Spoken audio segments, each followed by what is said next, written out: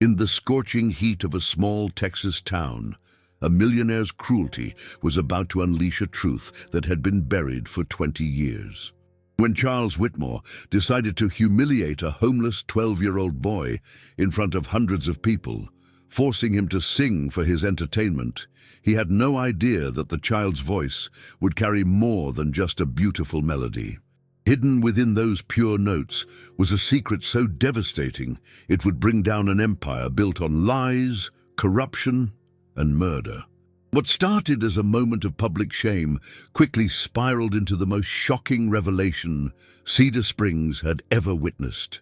The boy clutched a worn notebook filled with songs written by a woman who had mysteriously disappeared decades earlier, a woman whose name would make the powerful millionaire's face drain of all color.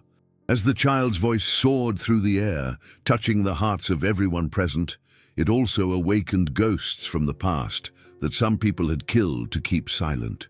But this wasn't just about a missing woman or a homeless child with an extraordinary gift. This was about a truth so powerful that it would expose the dark foundation upon which an entire town's elite had built their fortune, and reveal a connection between the boy and the millionaire that neither of them saw coming. Every note the child sang was a step closer to justice that was 20 years overdue, and revenge that would come from the most unexpected source.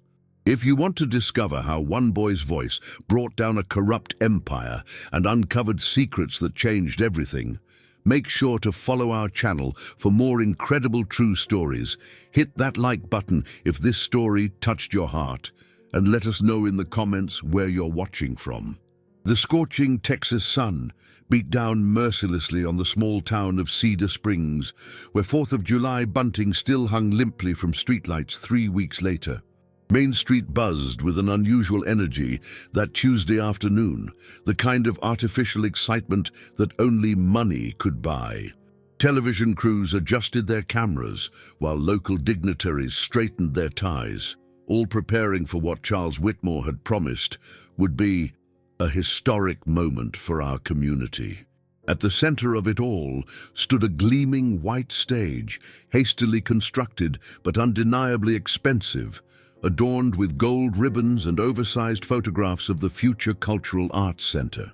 The renderings showed a modern glass building that would dwarf every other structure in Cedar Springs, a monument to progress, according to the banners, though most locals whispered it looked more like a monument to ego.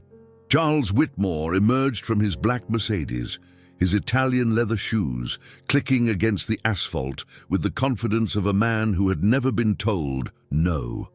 Dame, at 58, he carried himself with the practiced arrogance of inherited wealth, his silver hair perfectly styled despite the oppressive heat.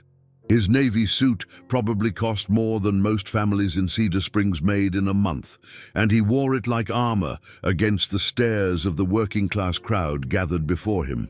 "Ladies and gentlemen," his voice boomed through the microphone, cutting through the murmur of conversation like a blade. "Today, we separate the wheat from the chaff. Today, we discover who in this town truly has what it takes to deserve opportunity." In the crowd, 12-year-old Daniel Martinez pressed himself against the brick wall of Murphy's hardware store, trying to become invisible. His stomach had been empty since yesterday morning, gnawing at him with a familiar ache that made it hard to concentrate on anything else.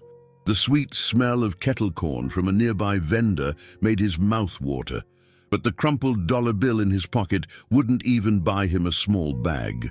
Daniel's clothes told the story of a boy forgotten by fortune, jeans with holes that weren't fashionable, a faded t-shirt that had once belonged to someone much larger, and sneakers held together more by hope than by their remaining stitches.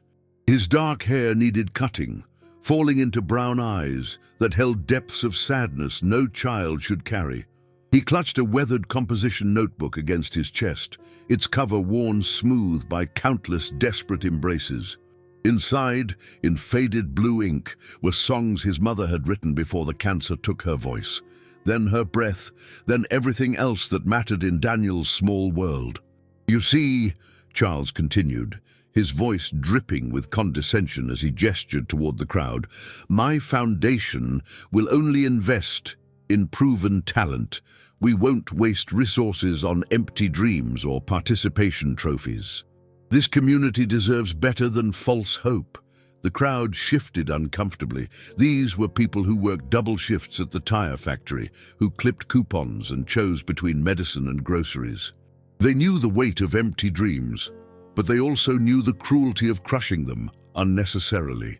Daniel tried to edge away, but his movement caught Charles's attention like a hawk spotting prey.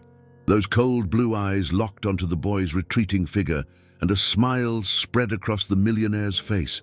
Not warm, but predatory. "You there?" Charles's voice cut through the air like a whip crack. "Yes, you son. Don't you dare walk away when I'm speaking." Every head turned toward Daniel. Hundreds of eyes suddenly focused on his shame. His face burned with embarrassment as whispers rippled through the crowd. Someone's phone camera turned toward him, ready to capture whatever humiliation was about to unfold. "Come here," Charles commanded, his tone leaving no room for disobedience. "If you're too good to listen to what opportunities this town is being offered, perhaps you'd like to demonstrate your own worthiness." Daniel's feet felt like concrete blocks as he forced himself to walk toward the stage. Each step echoed in his ears, drowning out the murmur of the crowd. His grandmother had always told him to be invisible around rich people. They brought nothing but trouble for folks like them. But now, invisibility was impossible. "What's your name, son?" Charles asked as Daniel reluctantly climbed the steps to the stage, his voice now amplified for everyone to hear. "Daniel," he whispered, barely audible even with the microphone inches away. "Speak up. If you have something to say it with conviction."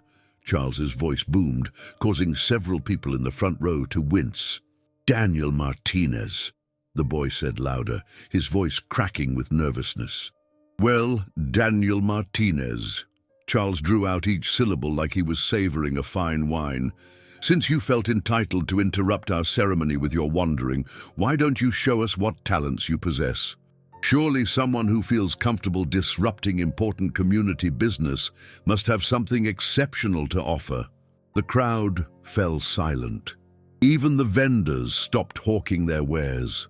Daniel stood frozen on the stage, his notebook pressed against his chest like a shield, feeling the weight of every stare. I don't," Daniel stammered. "Oh, come now." Charles's laugh was sharp and ugly. "Don't be modest. I'm sure a young man of your circumstances has developed some survival skills. Can you juggle, do magic tricks, tell jokes?" Each suggestion felt like a slap. Daniel could hear some people in the crowd shifting uncomfortably, but no one spoke up. No one ever spoke up for kids like him. "Maybe you can sing," Charles's voice took on a mocking tone. "Yes, that's it. Sing for us, Daniel. Show us what beautiful music comes from authenticity." The word authenticity dripped with sarcasm, and several of Charles's wealthy friends chuckled from their reserved seating area. Daniel felt tears threatening to spill, but he fought them back. His mother had taught him that tears were private things, not for public consumption. I can't," Daniel whispered. "You can't?" Charles's eyebrows rose in theatrical surprise. "But surely someone who feels comfortable taking up space at an important community event must have some way to earn that space. This is America, son. We don't give handouts here. We reward merit." The silence stretched like a taut wire. Daniel could feel his face burning with shame, could sense phones recording his humiliation for social media posterity. In that moment, standing on the stage under the merciless Texas sun, he felt smaller than he ever had in his 12 years of life. But then, somewhere in the pocket of his jeans, his fingers found the worn edge of a piece of paper, a song his mother had hummed to him during her last days in the hospital. The melody had no words in the notebook, but she had whispered them to him, making him promise to remember. Charles was still talking, still performing for his audience, when Daniel closed his eyes and let the first note escape his lips. The sound that emerged was impossibly pure, impossibly beautiful, It cut through the oppressive heat and the cruel laughter like a knife through silk. The note hung in the air, crystalline and perfect, carrying with it all the pain and hope and love that a motherless boy could hold in his small chest. Charles stopped mid-sentence, his mouth falling open in shock. The crowd fell silent so quickly, it was like someone had thrown a switch. Even the birds seemed to pause their afternoon chatter. Daniel's voice rose and fell with the melody his mother had given him, each note carrying the weight of her dreams, her regrets, her fierce love for the son she'd had to leave behind. He sang of empty refrigerators and eviction notices, of sleeping in car back seats and wearing the same clothes to school 3 days in a row. But more than that, he sang of the moments when his mother would hold him close and promise that their struggles were temporary, that love was permanent, that voice could survive even when everything else was lost. The song lasted less than 2 minutes, but in those moments, the entire town of Cedar Springs held its breath. When the last note faded into the afternoon air, the silence that followed was deafening. Charles Whitmore, for the first time in his adult life, found himself completely speechless. His carefully constructed facade cracked just enough to reveal something he'd spent decades hiding: fear. The boy's voice had awakened something in him, some memory he'd buried so deep he'd convinced himself it never existed. But it was more than memory. As Daniel opened his eyes and looked directly at him, Charles saw something in those brown depths that made his blood run cold. Recognition. Not of him, but of something else. Something that connected to a name he'd tried to forget. A woman who'd once worked in his house and then disappeared without a trace. Margaret. The crowd erupted in applause, but Charles barely heard it. His hands were shaking as he stared at the boy, searching his features for something he prayed he wouldn't find. The shape of the eyes, the set of the jaw, the way Daniel held his head when he sang. It was all too familiar, too impossible, too terrifying to be coincidence. Daniel clutched his notebook tighter and stepped back, overwhelmed by the sudden attention. The crowd was cheering, people were standing, phones were recording, but all he could see was the strange expression on the rich man's face, like he'd seen a ghost, and in a way, Charles Whitmore had. The applause thundered through Main Street like a summer storm, rolling over the crowd in waves that seemed to grow stronger with each passing second. Cell phones emerged from pockets and purses like fireflies at dusk, their screens glowing as dozens of people captured the moment when a homeless boy's voice had transformed their ordinary Tuesday afternoon into something magical. The sound echoed off the brick facades of the old buildings, bouncing between Murphy's Hardware and Sally's Diner, creating an acoustic symphony of appreciation that Cedar Springs hadn't heard since the high school football team won state championships 15 years ago. But Charles Whitmore wasn't clapping. He stood frozen on the stage, his manicured hands gripping the podium so tightly his knuckles had turned white against his tanned skin. His carefully styled silver hair now had a strand falling across his forehead, displaced by the cold sweat that had broken out despite the 90-degree heat.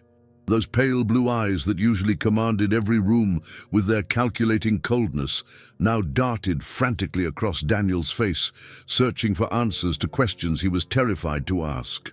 The boy's voice had done more than impress the crowd. It had ripped open a door in Charles's memory that he'd spent 20 years nailing shut.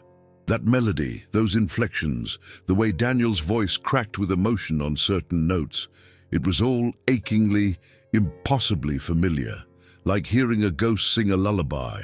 Ladies and gentlemen, Charles forced his voice through the microphone, though it came out strained and artificial. That was quite something. A clever little performance, I'm sure. Street children develop all sorts of tricks to manipulate sympathetic audiences. His words fell like stones into water, creating ripples of uncomfortable silence through the previously enthusiastic crowd. The applause died abruptly, replaced by confused murmurs and exchanged glances. Several people in the front row frowned openly at his dismissive tone, while others pulled out their phones again, this time to record what was clearly becoming an uncomfortable confrontation. Daniel's face crumpled as if he'd been slapped.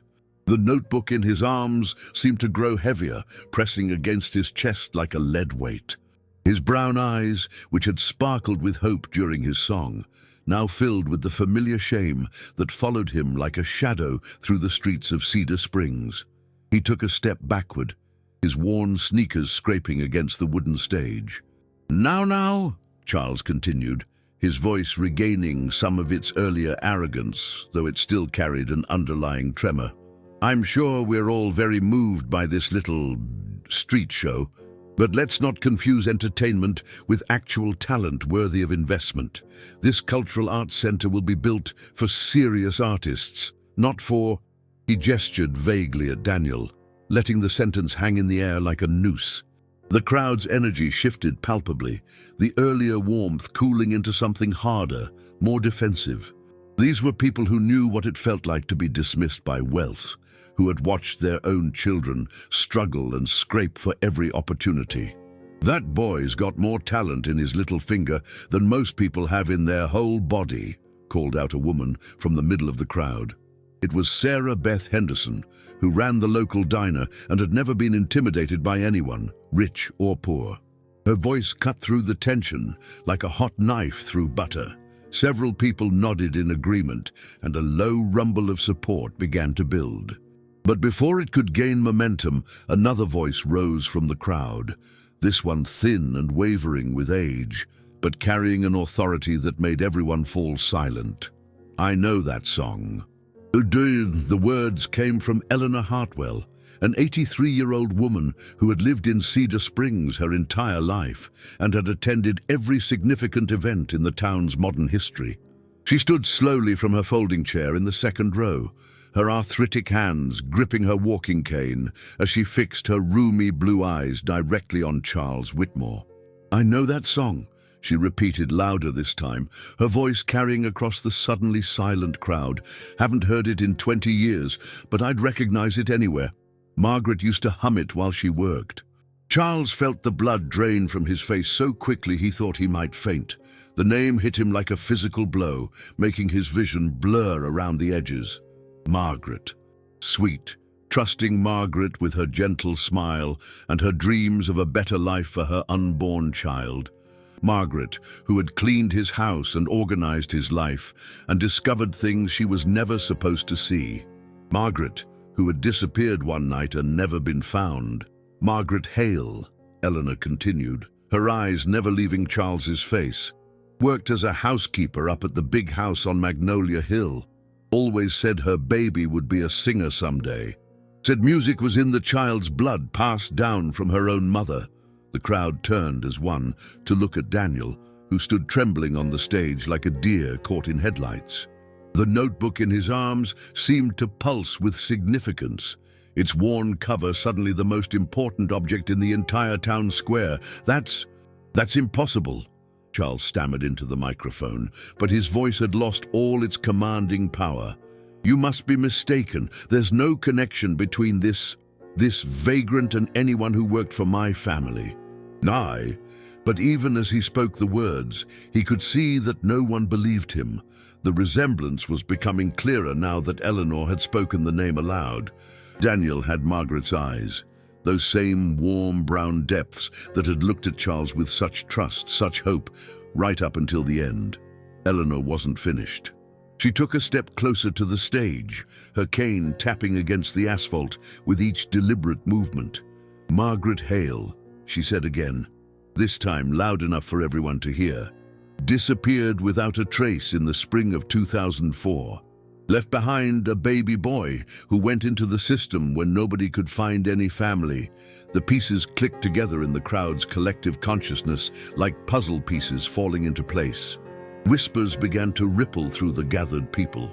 Calculations of age, memories of old news stories, connections being made between a disappeared housekeeper and a homeless boy with an impossibly beautiful voice. Daniel looked around wildly, clutching his notebook so tightly his knuckles showed white through his brown skin. He could feel the weight of hundreds of eyes on him, could sense that something monumentally important was happening, but he couldn't understand what. The name Margaret meant nothing to him. His earliest memories were of foster homes and group facilities, of social workers with tired eyes and temporary families who eventually sent him back. "Where did you get that notebook, son?" Eleanor's voice was gentler now, but it carried across the silent square like a church bell. Daniel's mouth opened and closed soundlessly. The notebook had been the only thing with him when he'd aged out of the system at 18 months old, the only clue to his identity. Inside the front cover, written in faded blue ink, was a name he'd never understood: Margaret Hale. He'd always assumed it was just some previous owner, maybe someone who'd donated the notebook to whatever facility had housed him first. Charles Whitmore stood on the stage like a man watching his entire world crumble. The carefully constructed walls he'd built around his past were collapsing, brick by brick, under the weight of an old woman's memory and a young boy's impossible voice. He could feel his reputation, his standing in the community, his very identity beginning to crack and splinter. And somewhere in the crowd, phones continued to record, capturing every moment of what would soon become the most watched video in Cedar Springs history. The tension in the town square had become so thick it was almost visible, hanging in the humid Texas air like heat waves rising from sun-baked asphalt. Charles Whitmore's face had gone through several shades of pale, settling on an ashen gray that made him look like a man who'd seen his own grave. His hands shook as he gripped the microphone stand, and when he finally spoke, his voice came out as barely more than a whisper. This is ridiculous," he stammered, but the words carried no conviction. "You're all getting carried away by coincidence and wild speculation," but the crowd wasn't buying it. A murmur of discontent rippled through the gathered townspeople like wind through wheat. These were folks who'd lived through enough drama and secrets in their small town to recognize when someone was hiding something big. And Charles Whitmore, for all his money and bluster, was clearly hiding something enormous. Daniel stood frozen on the stage, his 12-year-old mind struggling to process what was happening around him. The notebook in his arms felt heavier than ever, as if it had suddenly transformed from a simple collection of his mother's songs into something explosive and dangerous. He could feel hundreds of eyes boring into him, examining his face, searching for resemblances to people he'd never known existed. "Mr. Whitmore?" Eleanor Hartwell's voice cut through the chaos like a blade. "Perhaps you'd like to explain why you seem so disturbed by the mention of your former employee?" Charles's laugh came out strangled and artificial. "Disturbed? I'm not disturbed. I just don't appreciate baseless accusations and conspiracy theories, disrupting what was supposed to be a celebration of community progress." He gestured toward his security team, 3 large men in black suits who had been standing at the edge of the stage, looking increasingly uncomfortable. "I think it's time we cleared the area. This event has gotten out of hand." But before the security guards could move, Daniel did something that surprised everyone, including himself. Instead of running away like every instinct screamed at him to do, he stepped forward to the microphone. I don't know who Margaret is." His voice cracked with emotion, amplified across the silent square. "But this notebook, it's all I have left of whoever gave birth to me." His small hands trembled as he opened the worn cover, revealing pages yellowed with age and covered in careful handwriting. The blue ink had faded in places, but the words were still legible, still achingly beautiful in their simplicity. "There are songs in here," Daniel continued, his voice growing stronger with each word. "Lullabies and hymns and love songs. Someone wrote them for me. Someone who wanted me to have music in my life, even if they couldn't be there to give it to me themselves." The crowd leaned forward collectively, straining to hear every word. Several people had started crying, mothers thinking of their own children, fathers remembering their own struggles, grandparents who knew what it meant to lose someone precious. Charles watched in horror as Daniel began to read from one of the pages, his young voice carrying across the square with heartbreaking clarity. "Sleep now, my darling. Dream of tomorrow, when all of our struggles will fade into light. Though I may not be there to chase away sorrow, my love will surround you throughout every night." The words hit Eleanor Hartwell like a physical blow. She gasped audibly, her weathered hand flying to her chest. That's Margaret's handwriting," she whispered. But in the perfect silence of the square, everyone heard her. "I'd know it anywhere. She used to write out grocery lists for me when my arthritis got bad." Charles felt the walls closing in around him.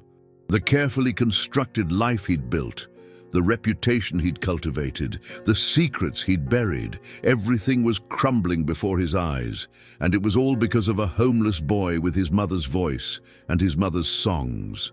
"Show me that notebook," Charles demanded suddenly, his voice sharp with desperation. "I want to see it." Daniel instinctively clutched the book tighter to his chest. "No," he said quietly, but the microphone picked up his words. "It's mine. It's all I have." "I said, show me!" Charles's mask finally slipped completely, revealing the cruel, desperate man beneath the polished exterior. He stepped toward Daniel, his hand outstretched, his face twisted with something that looked like panic. The crowd reacted instantly. Several men started moving toward the stage. Their protective instincts kicked into overdrive by the sight of a grown man threatening a child. But Daniel surprised everyone again by stepping back and opening the notebook to a page near the middle.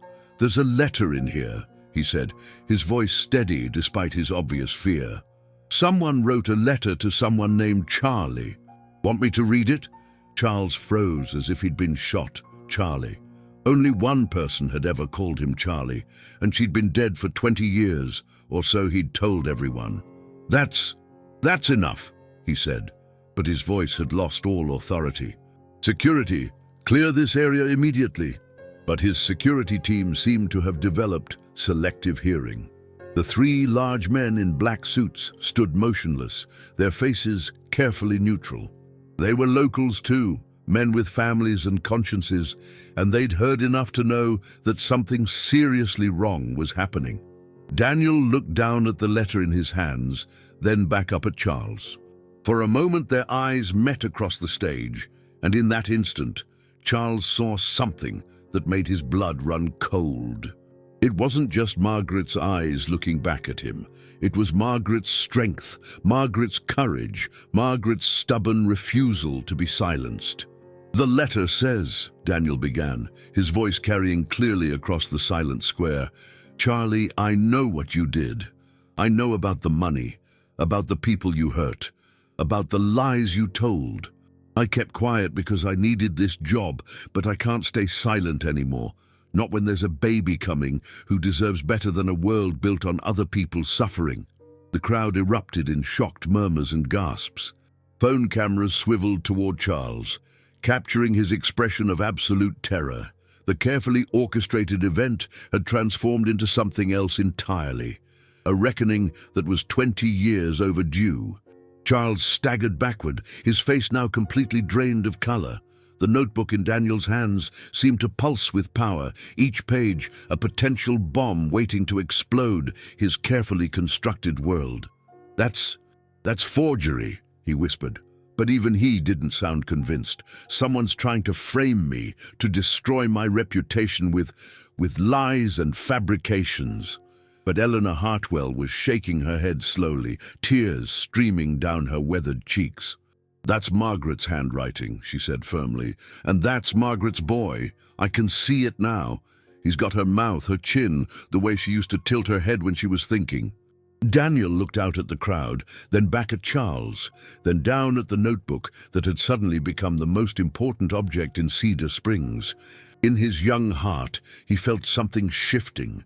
Some understanding beginning to dawn that this moment was bigger than him, bigger than his hunger, or his loneliness, or his dreams of finding a real home. This was about truth. And for the first time in his 12 years of life, Daniel Martinez held truth in his hands. The aftermath of the town square confrontation spread through Cedar Springs like wildfire on a drought-stricken prairie.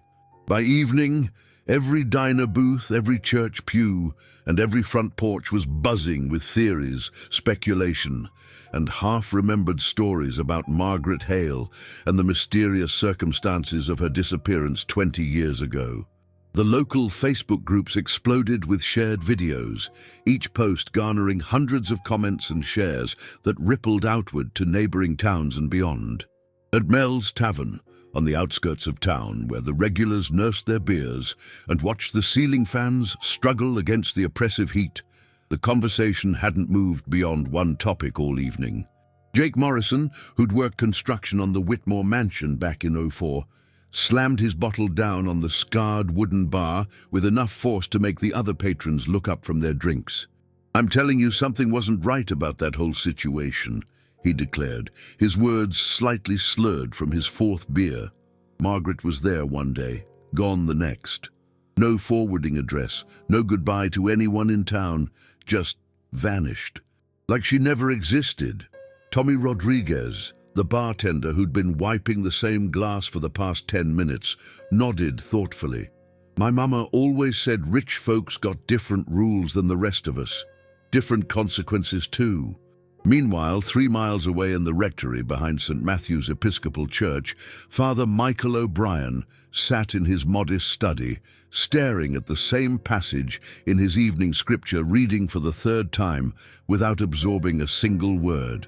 The events of the afternoon had stirred something in his memory, something that had been nagging at him like a splinter under the skin.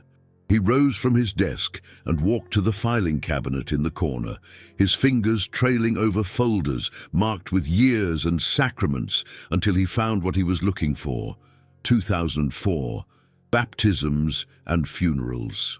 The folder felt heavier than it should have as he carried it back to his desk, and when he opened it, his breath caught in his throat.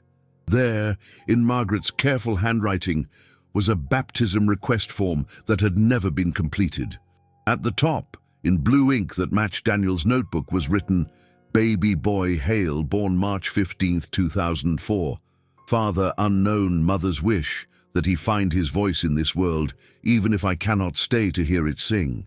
Father O'Brien's hands trembled as he read the date, March 15th.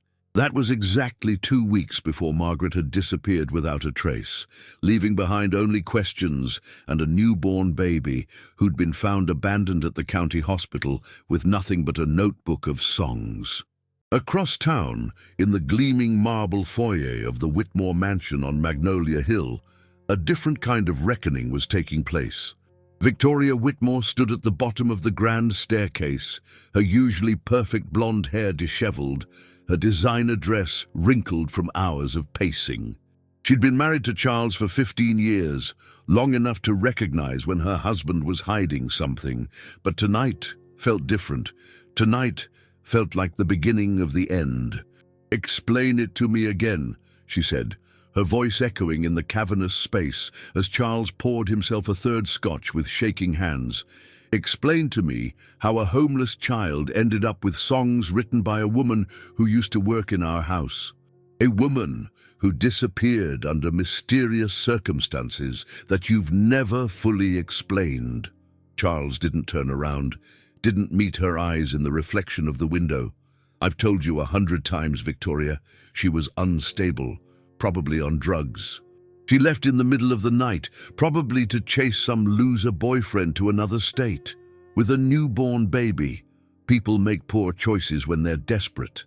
Victoria studied her husband's profile, noting the way his jaw clenched when he lied, the way his eyes refused to focus on any one thing for too long. She'd married him for his money and status, but she'd stayed because she'd convinced herself he was a good man underneath the arrogance. Tonight, she was beginning to question everything she thought she knew. "The boy looks like her," she said quietly. "I remember Margaret now. She had those same dark eyes, that same delicate bone structure, and when he sang today, Charles, when he sang, you looked like you'd seen a ghost." Charles's hand tightened around his glass until his knuckles went white. You're being ridiculous.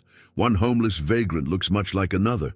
But even as he spoke the words, he could hear how hollow they sounded. The truth was pressing against his chest like a physical weight. 20 years of carefully buried guilt rising to the surface like a body that had been weighted down too long at the bottom of a lake. In his mind, he could still see Margaret's face the last time they'd spoken, could still hear her voice trembling with fear and determination as she'd confronted him about the accounting irregularities she'd discovered while organizing his files. She'd been so naive, so trusting right up until the end. She'd actually believed he would let her walk away with information that could destroy him. Meanwhile, 6 blocks away in the cramped back room of Henderson's diner, Daniel sat on a folding cot that Sarah Beth had set up for him, the notebook open in his lap under the harsh fluorescent light. He'd read every page at least a dozen times over the years, but tonight the words seemed different, charged with new meaning and possibility. "My dearest Charlie," he read silently for the 100th time, "I pray that someday you'll find the courage to do what's right. This baby deserves to know his father, deserves to inherit something better than secrets and shame. I won't keep quiet much longer. The truth has a way of surfacing, no matter how deep you try to bury it." The letter was dated March 30th, 2004. According to the newspaper clippings Eleanor Hartwell had brought over after the evening news, that was exactly 1 day before Margaret Hale had been reported missing by her landlord, who'd found her apartment empty except for a crib and some baby clothes. Daniel's finger traced the words as he read them again, trying to understand the implications of what he was holding. Somewhere in this notebook was the key to his identity, the answer to questions he'd been too afraid to ask. But more than that, somewhere in these pages was evidence of something dark enough to make a powerful man very, very desperate. Sarah Beth appeared in the doorway with a plate of leftover meatloaf and mashed potatoes, her kind face creased with worry. "You should eat something, honey, and try to get some sleep. Tomorrow's going to be a big day." Daniel looked up at her, his brown eyes reflecting a maturity that no 12-year-old should possess. "Miss Sarah Beth, do you think my mama is really dead?" The question hung in the air like smoke, heavy with implications neither of them was ready to face. Sarah Beth set the plate down on the small table and sat beside him on the cot, her hand finding his shoulder with motherly instinct. "I don't know, sweetheart," she said honestly. "But I know that whatever happened to her, she loved you something fierce. You can hear it in every word she wrote, see it in every song she left behind." Outside, the Texas night pressed against the windows like a living thing, full of secrets and whispers, and the promise that tomorrow would bring answers that some people would kill to keep buried. Charles Whitmore hadn't slept in 48 hours. His usually pristine home office now looked like a war zone. Papers scattered across the mahogany desk, file cabinets pulled open with their contents spilling onto the Persian rug, and empty scotch bottles lined up on the windowsill like soldiers awaiting execution. His bloodshot eyes stared at the computer screen where social media notifications continued to ping incessantly, each one another nail in the coffin of his carefully constructed reputation. The video of Daniel singing had gone viral in ways that made Charles's stomach churn. Ibrishi, Boucher-Sindé, Justice for Margaret was trending on Twitter. Amateur detectives on Reddit were piecing together timelines, and investigative journalists from Dallas and Houston had started making phone calls to Cedar Springs residents. The story had everything the modern media craved: wealth, corruption, a missing woman, and an innocent child with an angelic voice. But it was the dreams that were destroying him. Every time Charles closed his eyes, he saw Margaret's face. Not as she'd looked in those final moments of terror, but as she'd appeared during her first week of work, shy and grateful, clutching a letter of recommendation from the church and speaking softly about her hopes for a stable job to support her unborn child. She'd been so young then, barely 22, with dreams of raising her baby in a small town where everyone knew each other's names and children could play safely in tree-lined streets. The irony wasn't lost on him. that her son was now living exactly the opposite life she'd envisioned.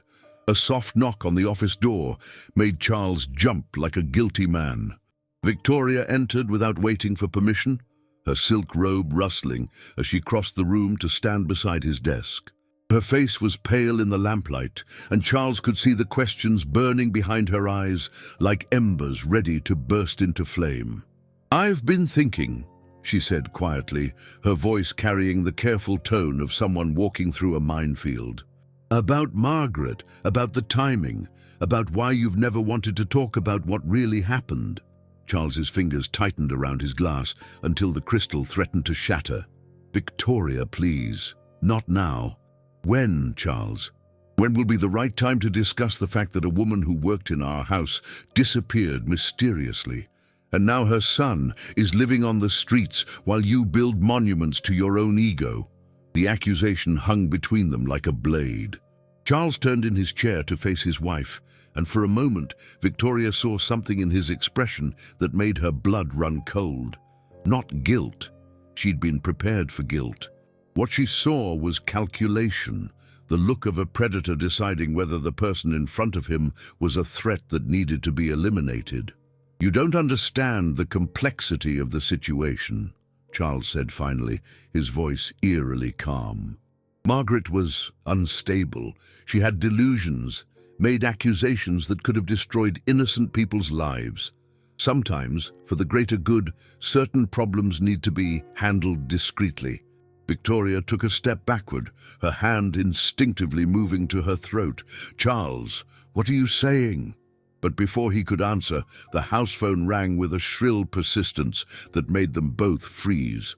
Charles looked at the caller ID and felt his world tilt on its axis. Cedar Springs Police Department. Meanwhile, across town in the cramped quarters above Henderson's diner, Daniel was experiencing his own form of sleepless torment. The notebook lay open beside him on the narrow cot, and in the dim light filtering through the window, he could make out the careful script of the woman who'd given him life, but whom he'd never had the chance to know. He'd discovered something new in the pages, a folded piece of paper that had been tucked between the back cover and the last page, so carefully hidden that he'd missed it during years of desperate reading. The paper was different from the notebook pages, heavier and more formal, like letterhead from an important office. With trembling fingers, Daniel unfolded the document and held it up to catch the streetlight streaming through the window. It was a copy of a bank statement, but not just any bank statement. This one showed a series of large deposits into an account belonging to Charles Whitmore, deposits that corresponded exactly with dates when various Cedar Springs businesses had mysteriously gone bankrupt, their assets purchased for pennies on the dollar by Whitmore Holdings. At the bottom of the statement, in Margaret's careful handwriting, was a note: insurance fraud, bankruptcy manipulation, bribery of city officials. Charlie's empire built on other people's misery. Baby Daniel deserves better than blood money. Daniel's hands shook as he read the words again, trying to understand their full meaning. He was only 12, but he'd lived enough hard years to recognize corruption when he saw it. This wasn't just about his mother's disappearance. This was about an entire town being systematically destroyed by one man's greed. A gentle knock on his door interrupted his thoughts. Sarah Beth entered with a cup of hot chocolate and the kind of worried expression that mothers wore when they knew their children were facing something too big for them to handle alone. "Can't sleep either?" she asked, settling herself on the edge of the cot. Her eyes immediately went to the bank statement in Daniel's hands, and he watched her face change as she processed what she was seeing. "Miss Sarah Beth," Daniel whispered, his voice barely audible, "I think my mama discovered something really bad about Mr. Whitmore, and I think that's why she disappeared." Sarah Beth took the document with hands that weren't quite steady, her eyes scanning the numbers and dates with growing horror. As the owner of a small business in Cedar Springs, she remembered every one of the companies listed on that statement. She remembered how they'd struggled, how their owners had seemed confused and desperate before everything fell apart. "Oh, honey," she breathed, pulling Daniel against her side in a fierce, protective embrace. "Oh, sweet child, what have you stumbled into?" But before Daniel could answer, the sound of police sirens began to wail in the distance, growing louder as they approached the center of town. Sarah Beth moved to the window, Daniel close behind her, and they watched as 3 squad cars turned onto Main Street, their red and blue lights painting the buildings in alternating shades of warning and alarm. "They're going to the mansion," Daniel observed, his voice carrying a maturity that broke Sarah Beth's heart. "They're finally going to ask Mr. Whitmore about what happened to my mama." Through the window they could see lights coming on in houses all along the street as neighbors emerged to witness what might be the most significant arrest in Cedar Springs history. Social media had done its work. The pressure of public attention had finally forced law enforcement to act on questions that had been whispered about for 20 years. Daniel pressed his face against the glass, the bank statement still clutched in his small fist. Somewhere in his chest, he felt something that might have been hope beginning to bloom. For 12 years, he'd been nobody, nothing, a boy without a past or a future. But tonight, with his mother's words in his hands and justice finally stirring in the streets below, he was beginning to understand that he might be the key to setting things right. The sirens grew louder, closer, and Daniel closed his eyes and whispered a prayer to the mother he'd never known, thanking her for loving him enough to leave him the truth, even when that truth had cost her everything. The Cedar Springs Community Center had never hosted an event quite like this. What was supposed to be Charles Whitmore's triumphant press conference to address the recent unfounded rumors and restore order to our community had transformed into something resembling a public tribunal. Every folding chair was occupied. People stood 3 deep along the walls, and news crews from 4 different stations had their cameras trained on the makeshift podium where Charles sat behind a folding table, looking like a man facing his own execution. The fluorescent lights buzzed overhead, casting harsh shadows across his gaunt face. In just 3 days, he seemed to have aged a decade. His usually immaculate silver hair hung limp and unwashed. His expensive suit was wrinkled from countless sleepless hours, and his hands trembled slightly as he gripped the edges of the table. Behind him, his lawyer, a nervous young man from Dallas who kept mopping sweat from his forehead, shuffled through papers with the frantic energy of someone drowning in deep water.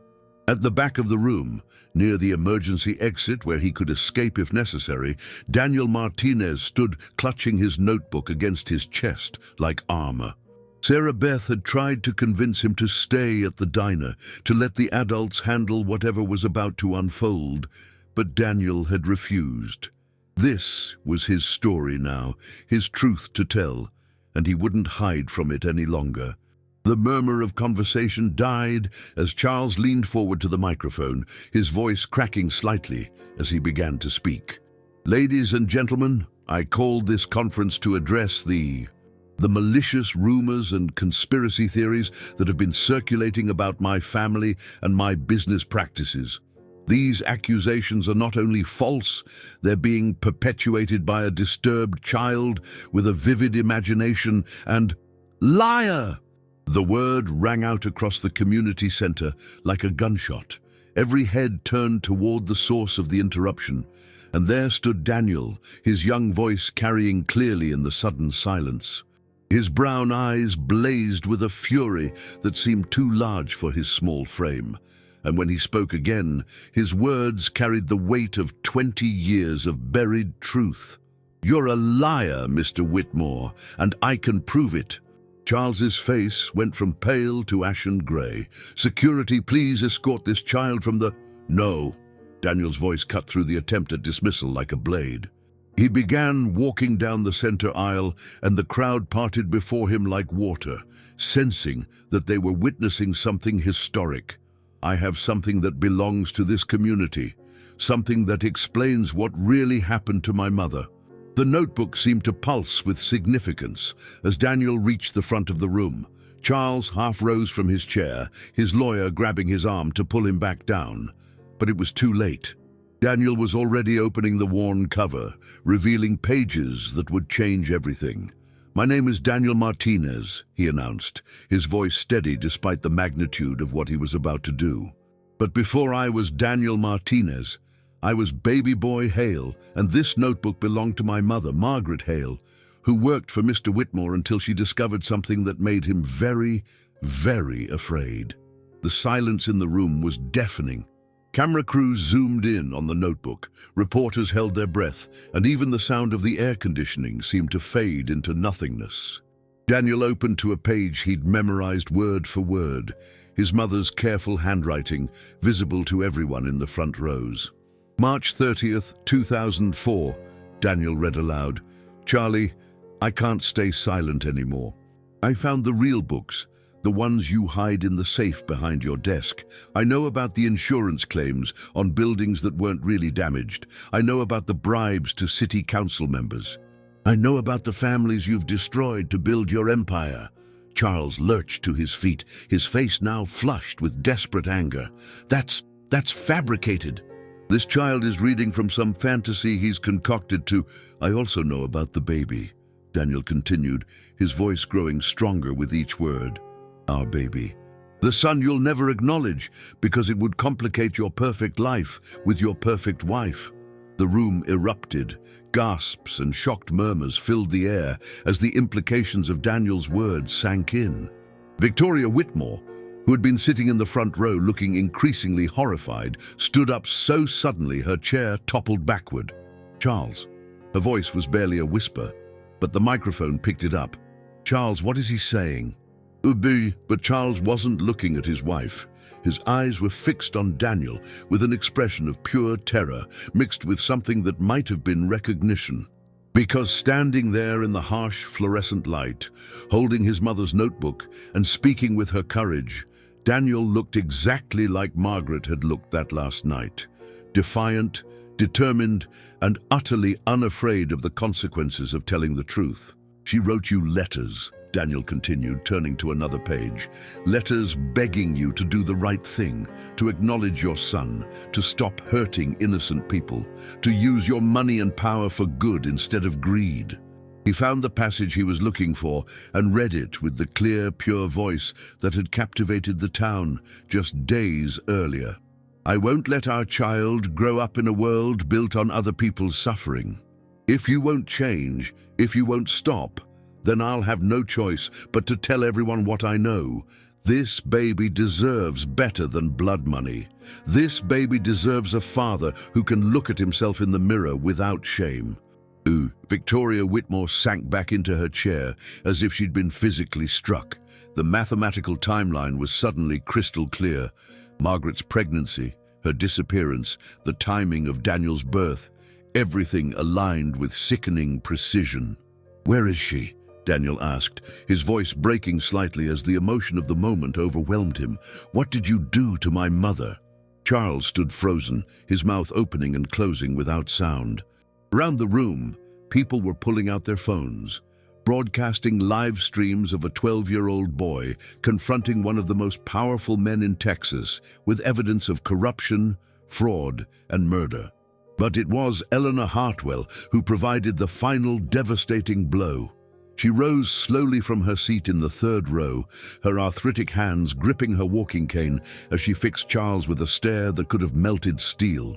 "I remember now," she said, her voice carrying clearly across the silent room.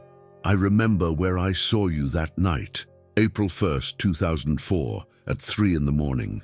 You were at the old quarry outside town, Charles. You and 2 other men loading something heavy into the back of a truck." The room held its breath. "Something wrapped in a blue tarp," Eleanor continued, each word falling like stones into still water. "The same blue tarp that went missing from your construction site the week before Margaret disappeared." Charles Whitmore collapsed back into his chair as if his strings had been cut. The fight went out of him all at once, leaving behind only a broken man who had finally run out of places to hide. In the back of the room, Detective Ray Morrison was already reaching for his handcuffs. The evidence and testimony he'd just witnessed more than enough to justify an arrest. Daniel closed the notebook and held it against his chest, feeling his mother's presence surrounding him like a warm embrace. He had done what she couldn't. He had spoken the truth that she had died trying to tell. The arrest of Charles Whitmore sent shockwaves through Cedar Springs that reached far beyond the small town's borders. Within hours, news trucks lined Main Street like carrion birds, their satellite dishes pointing skyward as reporters broadcasted the stunning downfall of one of Texas's most prominent businessmen. The story had everything that captivated the American public: corruption, murder, a missing woman, and at the center of it all, a 12-year-old boy whose voice had literally brought down an empire built on blood and greed. Daniel sat in the back booth of Henderson's diner, watching through the window as photographers tried to get shots of him through the glass. Sarah Beth had taped newspaper over the lower half of the windows and stationed her largest regular customers near the door to keep the media vultures at bay, but their presence was impossible to ignore. The constant flash of cameras and shouted questions created a carnival atmosphere that felt surreal and overwhelming. "Honey, you need to eat something," Sarah Beth said, sliding a plate of scrambled eggs and toast in front of him. But Daniel's stomach was twisted in knots, his appetite destroyed by the weight of what he'd unleashed. Every time he closed his eyes, he saw Charles Whitmore's face crumbling as the handcuffs clicked around his wrists, heard Victoria Whitmore's anguished sobs as the reality of her husband's crimes sank in. The notebook lay open beside his untouched breakfast, and Daniel found himself reading his mother's words for what felt like the 1,000th time. There was a comfort in her careful script, a sense that she was still there with him, guiding him through the aftermath of the truth she died trying to tell. "Daniel," a gentle voice interrupted his thoughts. He looked up to see Father O'Brien standing beside the booth, his kind face creased with concern. "May I sit with you for a moment?" Daniel nodded, grateful for the company. The priest slid into the opposite side of the booth, his eyes taking in the notebook with a recognition that made Daniel's heart skip. "I have something that belongs to you," Father O'Brien said quietly, reaching into his jacket to pull out a manila folder. "Something your mother left with the church before she disappeared." With trembling fingers, Daniel opened the folder to find a birth certificate, his birth certificate, but not the sanitized version he'd seen from the foster care system. This one told the complete story. Under Father, instead of unknown, was written in Margaret's careful handwriting, Charles Michael Whitmore. "She came to me in March of 2004, Father O'Brien explained, his voice barely above a whisper. "She was frightened, said she'd discovered something terrible about your father. She wanted to make sure you'd have proof of who you really were in case something happened to her." Daniel stared at the document, the legal proof of what he'd suspected but never dared hope. Charles Whitmore wasn't just the man who'd destroyed his mother. He was Daniel's biological father. The irony was crushing. The same man who'd tried to humiliate him on that stage, who'd called him worthless and demanded he prove his value, was his own flesh and blood. "There's more," Father O'Brien continued, pulling out a sealed envelope marked "For Daniel, when he's old enough to understand. She wrote this the night before she disappeared. She wanted you to know the truth about who you are, where you come from." Daniel's hands shook as he opened the envelope, revealing several pages of his mother's handwriting. The letter began, "My dearest Daniel, if you're reading this, then the worst has happened, and I'm no longer there to protect you. I want you to know that every choice I made was to try to give you a better life than the one I had. Your father is not a good man, but you have his intelligence and his strength. Use those gifts to be everything he chose not to be." Tears began to flow down Daniel's cheeks as he read about his mother's hopes for his future. her dreams of him using his voice not just to sing, but to speak truth to power, to stand up for those who couldn't stand up for themselves. She'd known somehow that her son would one day face the man who destroyed their family, and she'd tried to prepare him for that moment. The diner door chimed, and Daniel looked up to see Detective Morrison entering, his face grim but not unkind. He approached their booth with the careful movements of a man who understood he was dealing with a traumatized child. "Daniel," he said gently, "I need to ask you some questions about the notebook, about what else your mother might have left behind. Charles Whitmore is claiming the evidence was fabricated, and we need to build an airtight case." But before Daniel could respond, another figure appeared in the doorway that made his blood run cold. Victoria Whitmore stood there in a simple black dress, her usually perfect appearance disheveled, her eyes red from crying. The diner fell silent as she approached their table, and Daniel instinctively clutched the notebook tighter.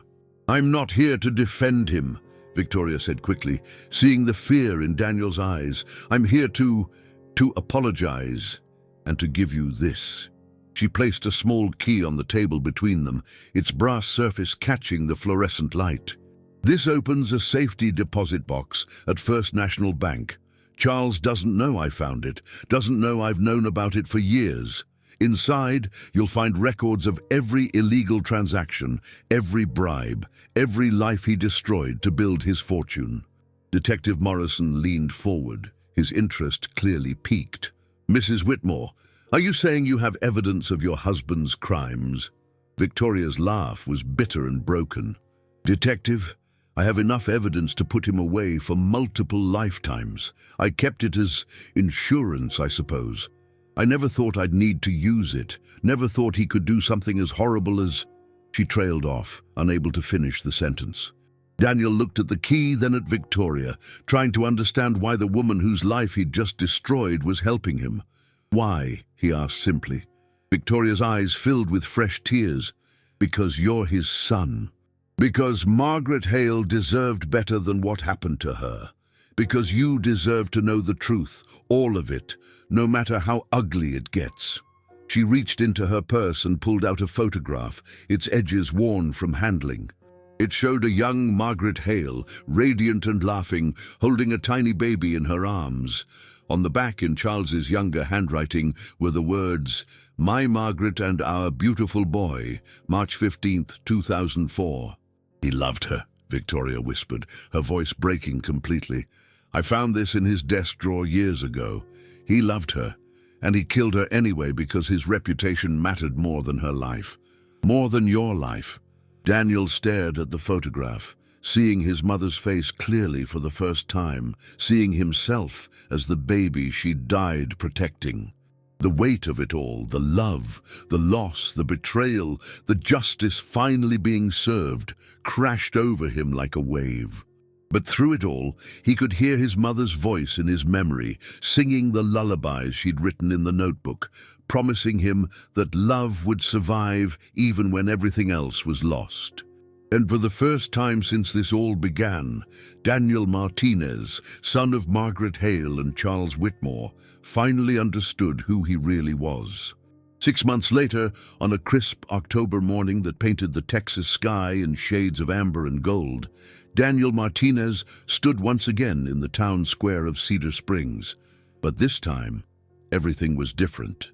Where Charles Whitmore's ostentatious stage had once dominated the space, a simple bronze memorial now stood, engraved with words that Daniel had chosen himself. "In memory of Margaret Hale and all those whose voices were silenced by greed. May truth always find a way to sing." The trial had been a media sensation that captivated the nation for 3 months. Charles Whitmore, once the untouchable king of Cedar Springs, had been sentenced to life in prison without parole for the murder of Margaret Hale and conspiracy charges related to decades of financial crimes. The evidence from Victoria's safety deposit box had revealed a web of corruption so vast it had brought down half the city council and led to federal investigations into municipal corruption across 3 counties. But for Daniel, The most important moment hadn't happened in the courtroom. It had happened 3 weeks after the trial ended, when a team of divers working in the old quarry outside town had finally recovered his mother's remains. Margaret Hale was laid to rest in Cedar Springs Cemetery under a simple headstone that read, "Beloved Mother and Truth-Teller, her voice lives on." Now, as Daniel prepared for what would be his final performance in the town square, he could feel his mother's presence surrounding him like a warm embrace. The notebook that had started it all lay open on a music stand beside him, its pages no longer holding secrets, but serving as a testament to love that had survived death itself. The crowd that gathered that morning was different from the one that had witnessed his first song 6 months ago. These weren't curiosity seekers or social media vultures, but people whose lives had been touched by Margaret's story and Daniel's courage. Sarah Beth Henderson sat in the front row, dabbing at her eyes with a handkerchief, while Father O'Brien stood near the memorial, with his hands clasped in prayer. Eleanor Hartwell, now 84 and frailer than ever, had insisted on being wheeled to the front, despite her family's concerns about the autumn chill. Her rheumy eyes were fixed on Daniel with a mixture of pride and profound sadness, remembering the woman who had hummed these same songs while organizing church suppers and dreaming of a better life for her unborn child. "Before I sing today," Daniel began, his voice carrying clearly across the square without need for amplification, "I want to tell you about my mother. Not the story you've heard on the news or read in the papers, but the real Margaret Hale." He opened the notebook to a page near the beginning, where his mother had written not a song, but a simple diary entry dated February 14th, 2004. "Felt the baby kick today for the first time. He's going to be a fighter, I can tell. I hope he gets my voice and his father's strength, but none of his father's cruelty. I will do everything in my power to make sure this child knows he is loved." Daniel's voice broke slightly as he read the words, but he continued. "My mother believed that every child deserved to be loved, to be protected, to have a voice in this world. She died defending that belief, not just for me, but for every person in this town whose dreams were stolen by greed and corruption." He closed the notebook and stepped closer to the microphone that had been set up for him. "This song is called The Last Lullaby. My mother wrote it for me during her final week of life, when she knew she might not be there to sing me to sleep anymore."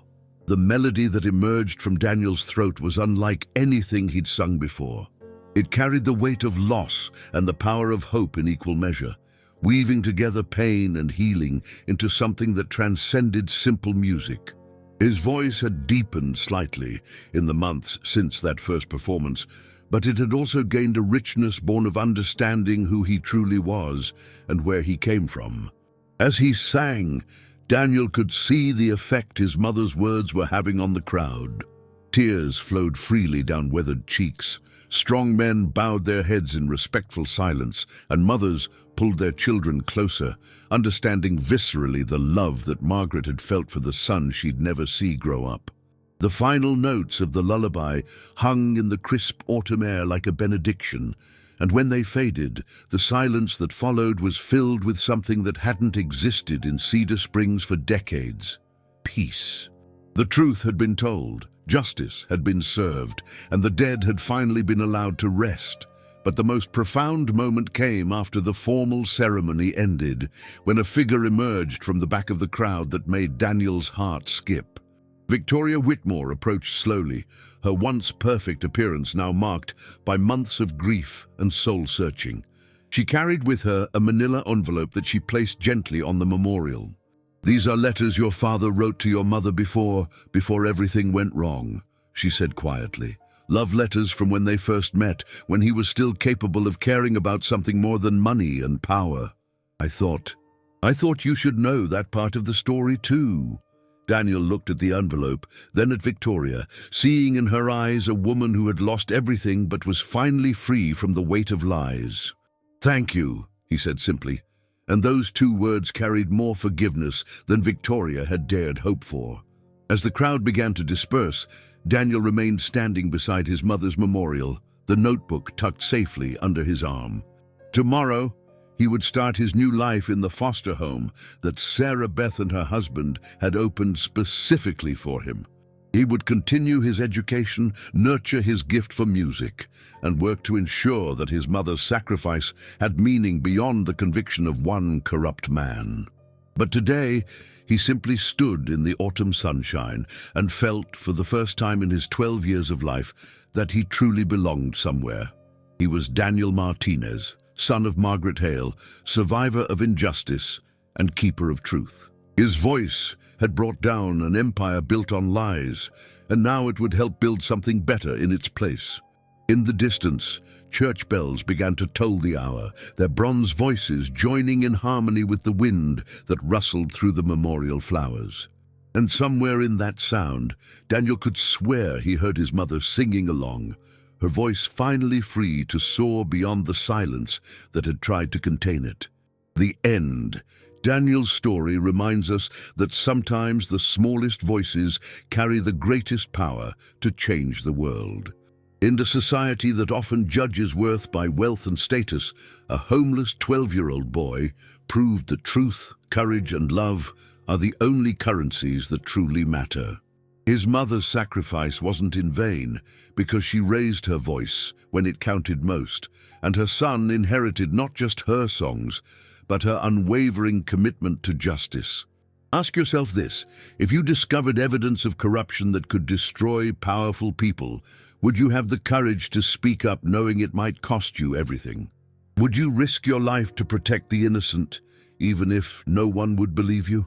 The transformation of Cedar Springs teaches us that communities built on lies will eventually crumble, but those founded on truth and compassion can heal and flourish.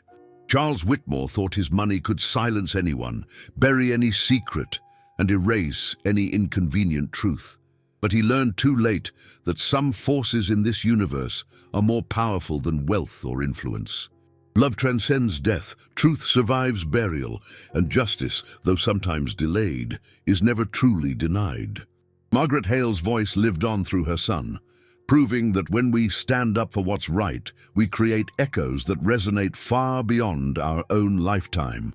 The next time you see someone society has forgotten, remember Daniel Martinez.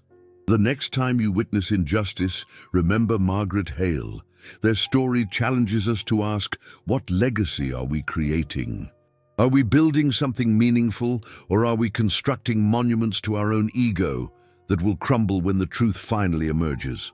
If this story moved your heart and opened your eyes to the power we all possess to make a difference, please follow our channel for more incredible stories of courage and redemption. Hit that like button to help others discover these life-changing tales, and share this story with someone who needs to remember that their voice matters too.